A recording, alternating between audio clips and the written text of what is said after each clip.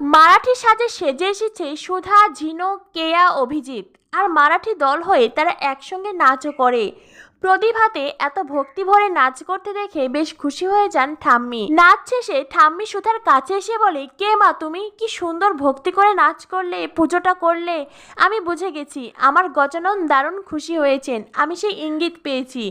তখনই সুধা ভুলভাল হিন্দি বলতে থাকে। তেজ মনে মনে ভাবতে থাকে, এই রে, এইবার এই হিন্দি বলার চক্করে সুধা না ধরা পড়ে যায়। তেজ তখন ঠাম্মিকে ম্যানেজ করতে বলে, ঠাম্মি, এসএমবি কোম্পানিকে আমি বলেছিলাম এই আয়োজনের ব্যবস্থা করতে, তাই ওনারাই এদেরকে পাঠিয়েছে।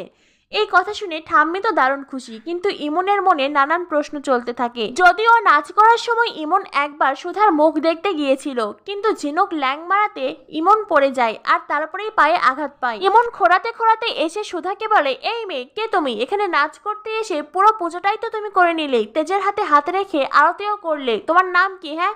তেজ বলে, সেটা জেনে তোমার কি লাভ? ইমন বলে, এই পুজোর দায়িত্বে আমি ছিলাম, তাই এই পুজোতে কে আসছে কেউ যাচ্ছে সেটা খেয়াল রাখার দায়িত্ব আমার। তেজ বলে, কতটা দায়িত্ব নিয়েছিলে আর কতটা দায়িত্ব পালন করেছে সেটা আমরা সকলেই জেনেছি। তখন ইমনের মনে পড়ে যায় ঝড় বৃষ্টির সময় ইমন তেজকে বলেছিল, আমি আমার জীবন বাজি রেখে কিছুতে এখানে থাকতে পারবো না, তাই আমি চললাম। এই বলে ইমন চলে গিয়েছিল। ইমনের সেটা মনে পড়তেই ইমনের মুখ ছোট হয়ে যায়, সে আর কোনো কথা বলতে পারে না। এদিকে দেখা যায় তেজের মেজকা তরিতা ও উকিল নিয়ে সুধাদের বাড়িতে গিয়েছে। তারা গিয়ে বলে, তেজ ও বসু মল্লিক পরিবার সুধার পরিবারের নামে প্রতারণার মামলা করেছে।